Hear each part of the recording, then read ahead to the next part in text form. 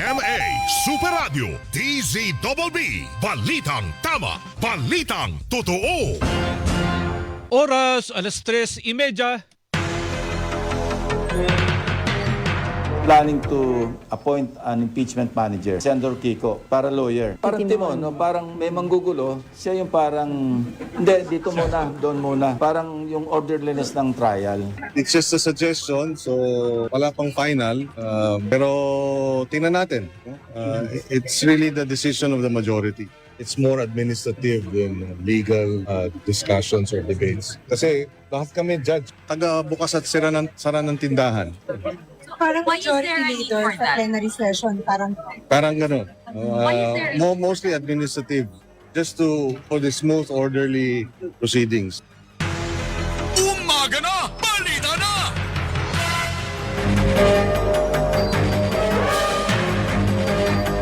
Ngayon ay araw ng Biyernes, 8 sa buwan ng Mayo taong 2026. Magandang umaga Pilipinas, narito na ang mainit at komprehensibong mga balita dito lamang sa Umaga na, Balita na. Sa ngalan ni Mau de la Cruz, ako po inyong kapuso, Alan Gatus. Sa ulo ng mga nagbabagang balita, palitan ng piso kontra dolyar, bagyang lumakas kahapon. Utang ng Pilipinas lumobo pa nitong buwan ng Marso ayon sa Bureau of Treasury. Paglago ng ekonomiya ng bansa sa unang quarter ng 2026 naitala sa 2.8% ayon sa Philippine Statistics Authority. Katiwalian sa mga proyekto kontrabaha, pangunahing dahilan sa pagbagal ng ekonomiya ayon sa DepDep. Dagdag bawas sa presyo ng kada litro ng mga produktong petrolyo asahan sa susunod na linggo ayon sa oil industry sources.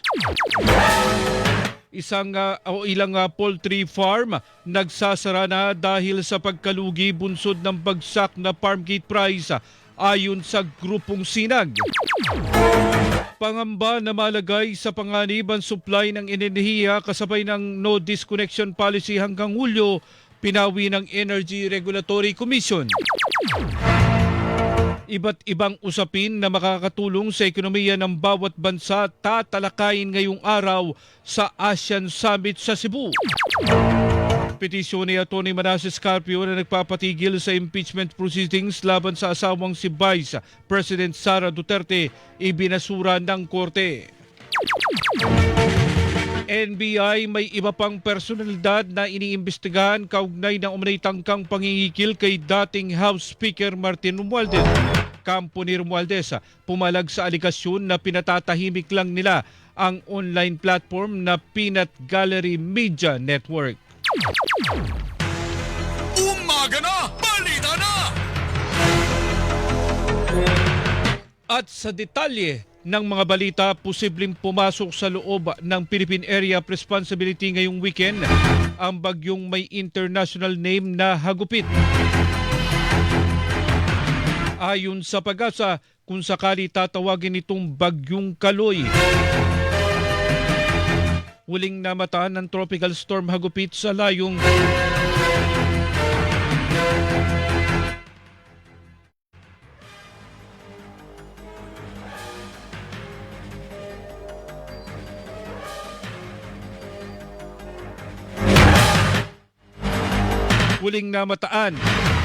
Ulitin lang natin, huling namataan ng Tropical Storm Hagupit sa layong 1,805 kilometers silangan ng northeastern Mindanao at kumikilos pa kanluran, hilagang kanluran sa bilis na 10 kilometro bawat oras. Sa kabilang banda, nalusaw na ang binabantayang low pressure area sa loob ng PAR. Patuloy naman ang pag-iral ng easterlies sa ilang bahagi ng bansa base sa datos ng Metro Weather. Asahan ng pag-ulan sa Palawan at ilang bahagi ng Mindanao ngayong umaga.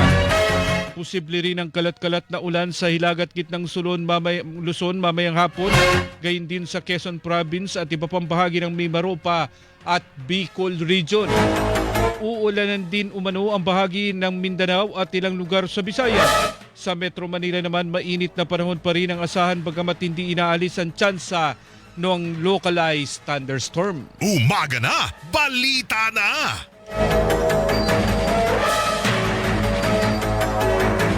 Bahagyang lumakas ang palitan ng piso kontra dolyar kahapon araw ng Webes.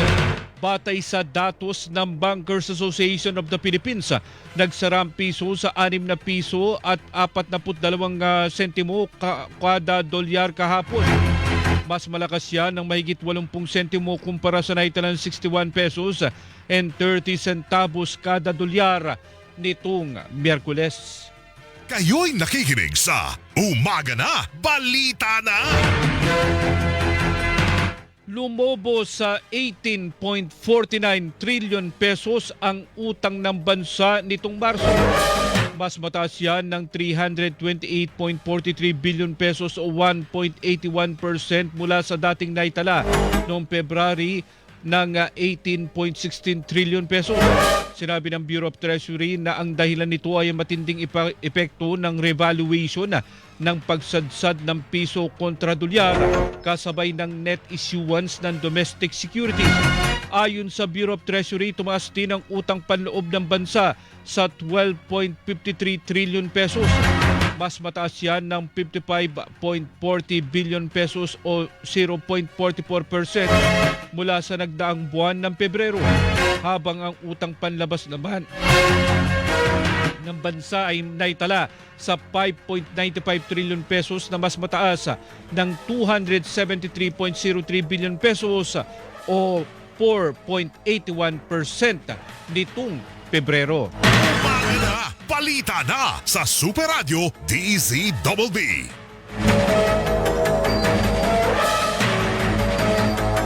Nakapagtala ng 2.8% na paglago ng Gross Domestic Product o GDP sa bansa sa unang quarter ng 2026. Batay ito sa ulat na ipinilabas ng Philippine Statistics Authority o PSA. Ayon kay Undersecretary Dennis Mapa, National Statistician at Civil Registrar General ng PSA, sa mga economic sector lamang gaya ng services ang mayroong pagtaas ng 4.5% habang nakapagtala ng pagbaba sa 0.02% ang agrikultura, forestry at pangisda at 0.01% naman ang industry. Kabilang naman sa pangunahing nakapag-ambag sa ekonomiya ang wholesale, retail, trade, repair of motor vehicle, motorcycle, finance and insurance at public administration and defense. Gayunman, mas mabagal ang paglago na ito na unang quarter ng 2026 kung ikukumpara sa kaparehong panahon ng 2025 na naitala sa 5.4%. Mas mababa rin ito kung ikukumpara sa huling quarter ng 2025 na naitala sa 3%.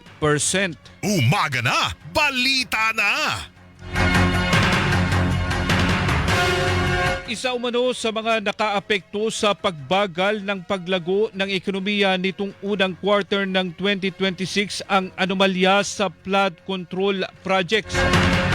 Ayon kay Department of Economy, Planning and Development o DepDev Secretary Arsenio Balisacan, nakaapekto ang sentimiento ng mga consumer at pagsadsad ng kumpiyansa o tiwala ng mga negosyante o mamumuhunan.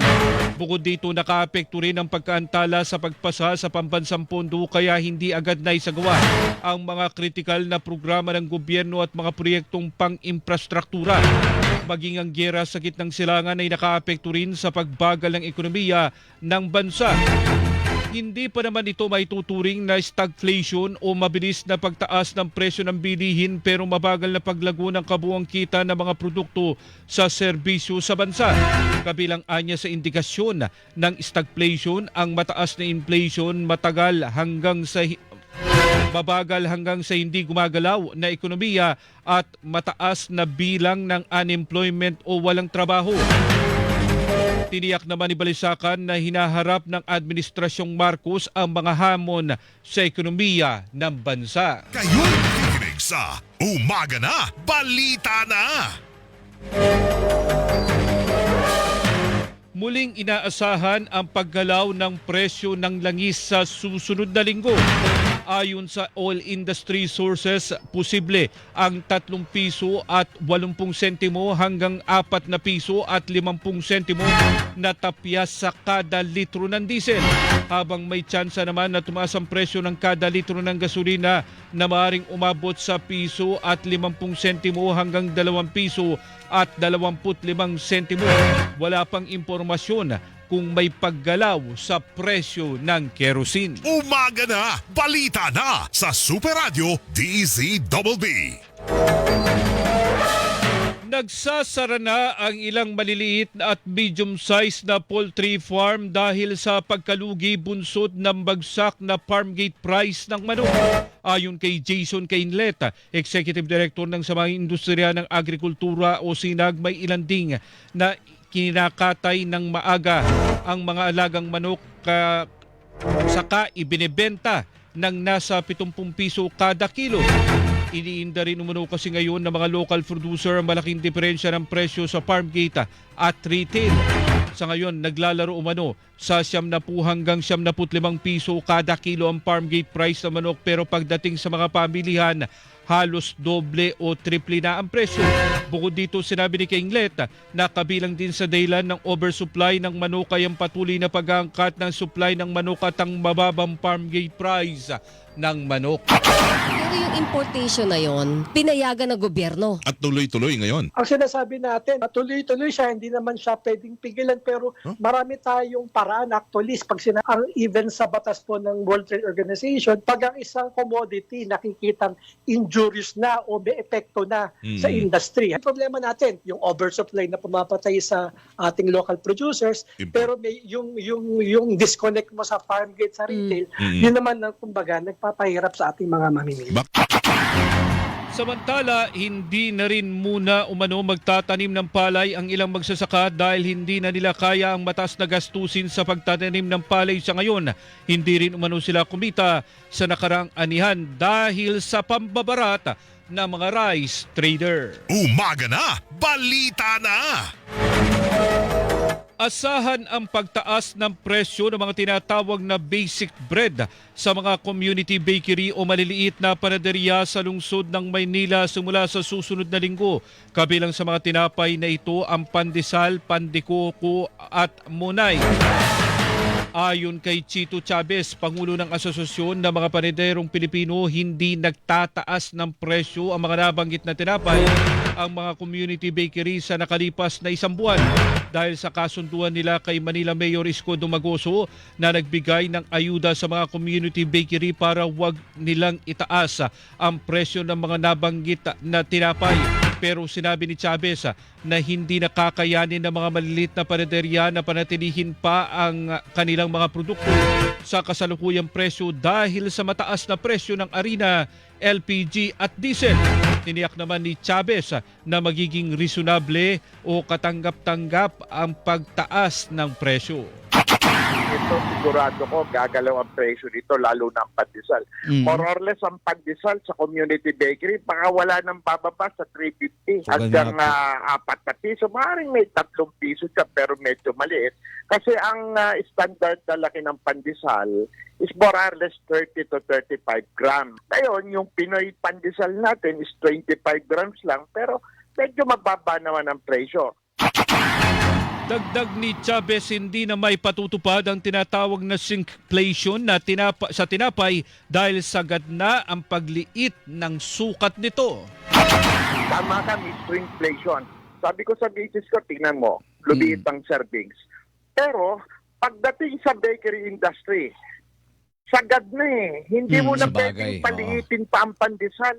Magmumukha ng bulilit o sobrang liit ng pandesal, which will affect the quality of a standard pandesal which is being eaten by most Filipinos sa kanilang hapagkainan.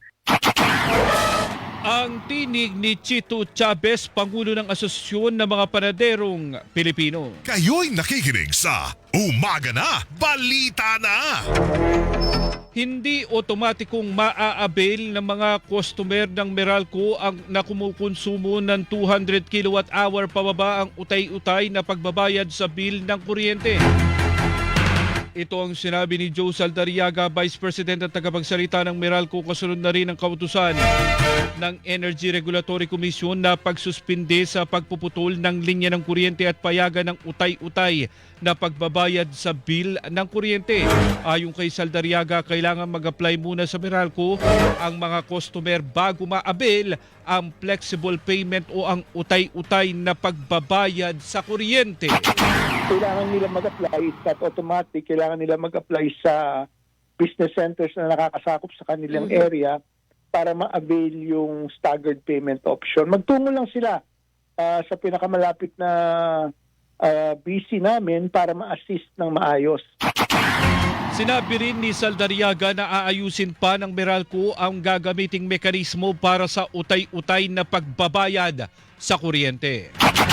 Gawa tayo ng scheme na so either i-absorb muna namin ito or papakiusapan yung generating companies na ito yung portion na yun. Yung mechanics dito kailangan pang ayusin ng Meralco. Pero of course we will follow whether or not we absorb that or whether we will coordinate with the generation company. Hindi ko pa alam kung anong mekanismo ang gagawin namin dito.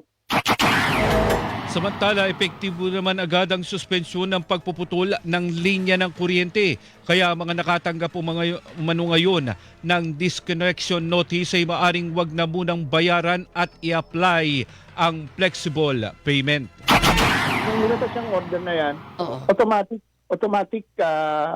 Pinahinto nyo na yung yung paghahatid ng mga disconnection notices. Baka nauna lang yan dun sa order.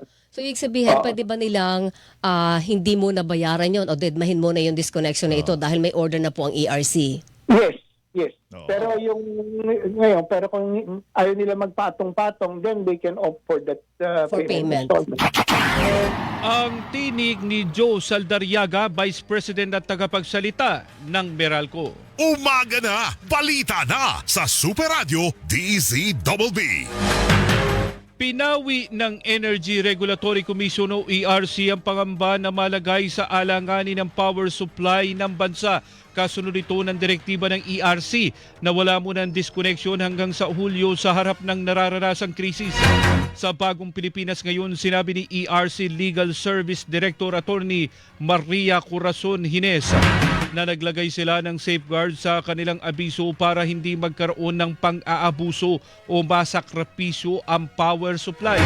Ipaniliwanag ni Hines na kung papayagan ng staggered o utay-utay na pagbabayad ng mga customer, ganun din ang mangyayari sa mga distribution utility. Aniya maaaring gawin ng mga distribution utility ang tingi-tingi na pagre-remita sa mga generation at transmission companies at sa gobyerno. Kaya hindi anya nila nakikitang magdudulot ng masama ang kanilang direktiba. Kayo'y nakikinig sa Umaga na, Balita na! Oras, 3:48, labanan ng fake news, dapat totoo. Umaga na, Balita na! DZBB, Balitang Totoo!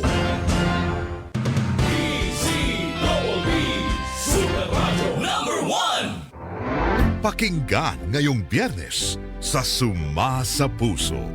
Natatakot kayo kasi wala akong masyadong alam. Sino ba may kasalanan nun? Kayo din naman, di ba? Pilit nyo ako hinahawakan sa liig. Dinidiktahan nyo ako sa lahat ng bagay. Suma sa Puso.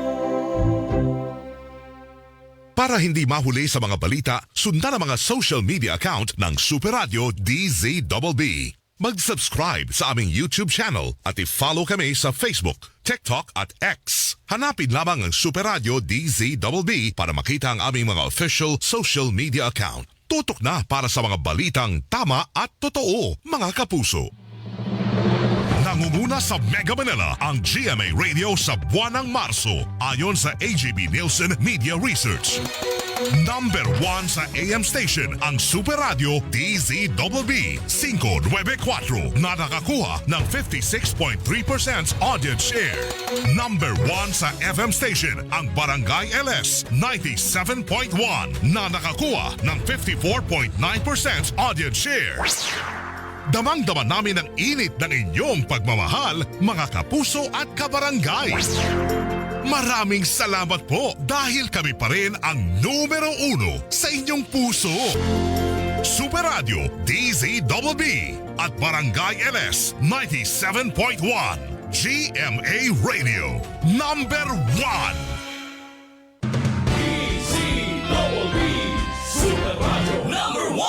Mga kapuso, ako po si Rowena Salvacion. Lubos po ang aming pasasalamat dahil kami ang inyong pinagkatiwalaan sa pagbabalita. Hindi namin sasayangin ang inyong pagtitiwala mga kapuso, kaya naman dito sa Super Radio DZBB, makatitiyak kayo na walang kinikilingan, walang pinoprotektahan. Noon at ngayon, serbisyong totoo.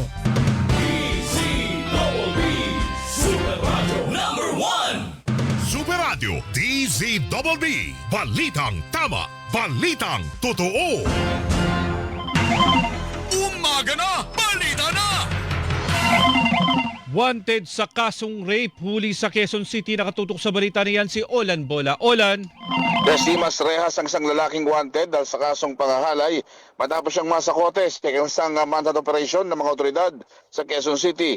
Kinilala ang akusado sa alias na Noel, Regional Level Most Wanted Person, na handang ipangakusado sa Barangay Batasan Hills sa bisa ng warrant of arrest na inisyu ng Tagaytay City Regional Trial Court Branch 3 para sa kasong rape. Walang inirekomendang piyansa ang nasabing korte para sa nasabing kaso. Sa ngayon, pansamantalang nakakulong ang akusado habang pinuproseso ang kanyang commitment order sa City Jail. Ako si Olan Bola ng GMA Super Radio DZBB. Balitang totoo. Umaga na, balita na sa Super Radio DZBB. Sa pagpapatuloy pa ng mga balita, nasa Cebu na ang lahat ng leader at kinatawan ng mga bansang miyembro ng Association of Southeast Asian Nations o ASEAN. Pero bago ang pagpupulong sa lahat na at mayroong sideline meetings. Bilang ASEAN Chair, nagpatawag ng trilateral meeting si Pangulong Ferdinand Marcos Jr. kagabi sa pamamagitan ng Pilipinas, Cambodia at Thailand. Layo ng pulong na mapahupa ang sitwasyon sa pagitan ng dalawang bansa. Bago yan ay nakipagpulong din si Pangulong Marcos kay Vietnamese Prime Minister Lee Min-hung. Nagkasundo sila na magtatag ng pangmatagalang rice trade mechanism na titiyak sa supply ng pagkain ng Pilipinas at Vietnam. Napag-usapan din umano ang kooperasyon sa pagsawata sa transnational crime kabilang ang mga scam hub at human trafficking at iba pa.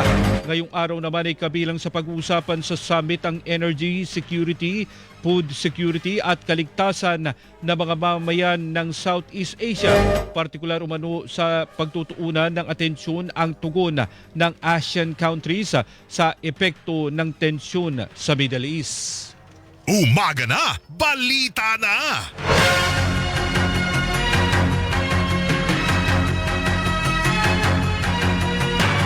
Ibinasura ng Quezon City Regional Trial Court Branch 81 ang petisyon laban o para ipatigil ang impeachment proceeding sa Kamara laban kay Vice President Sara Duterte.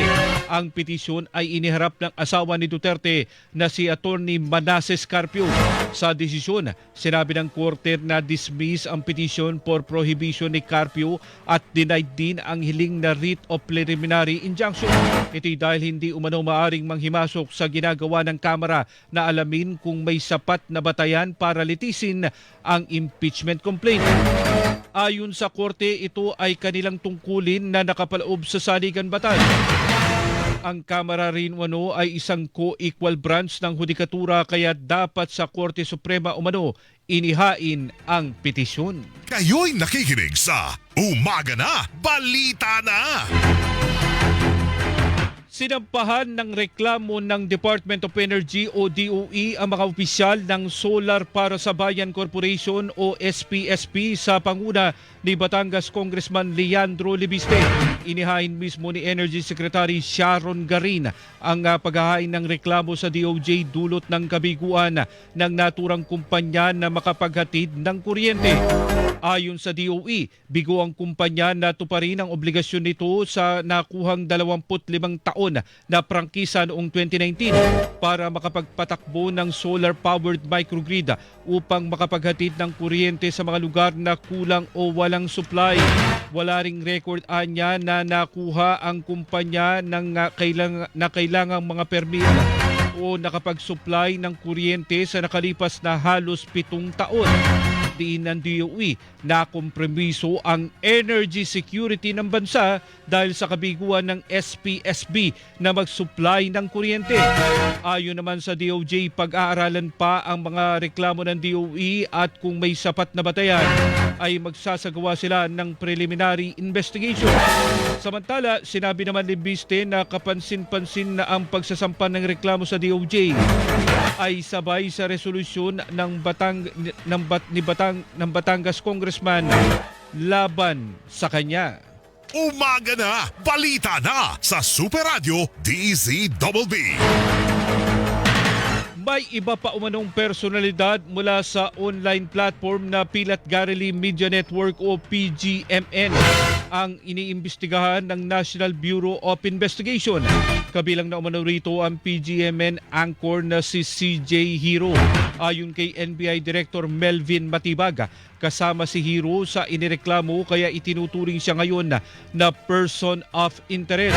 Sinabi ni Matibag na mayroong ipinadala na video clip si Franco Mabanta kay dating House Speaker Martin Romualdez na makakasira umano sa kongresista at nandoon sa clip si Hero. Yung video na ginamit na clip, siya yung nandoon eh. Ipapatawag namin siya. We will go through the process. Actually, kung tutuusin, based dun sa complaint na binigay, dapat napasama na siya. We want to exercise caution. Ang tinig ni NBI Director Melvin Matibag, sinusubukan pa ng GMA News na makuha ang pahayag ni Hero hinggil dito. Pero nag-apply na umano ang NBI ng cyber warrant para sa mga nakuha nilang gadget ng mga suspect. Giit naman ang abogado ni Mabanta na inquest na mga suspect, kumpiyansa sila na sa kanilang depensa. Very confident of our defense. We saw the fatal flaws of the complaint affidavit, the evidence that they've attached, and we are really confident that we built a very strong defense. Ang tinig ni Attorney Bernice Piñol Rodriguez, abogado ni Franco Mabanta. Kahapon dinala na si Mabanta at 4 na iba pa sa NBI Detention Facility sa Muntinlupa City. Umaga na, balita na sa Super Radio DZBB. Inyong narinig ang kabuuan ng mga nagbabagang balita dito lamang sa Umaga na, Balita na. Sa ngalan ni Mau de la Cruz, ako po inyong kapuso, Alan Gatus. Magandang umaga, Luzon, Visayas at Mindanao. Susunod na si Manny Vargas sa Balitang Balita sa Double B. Mga kapuso, dito sa Super Radio DZBB, walang kinikilingan, walang pinoprotektahan. Noon at ngayon, serbisyong totoo.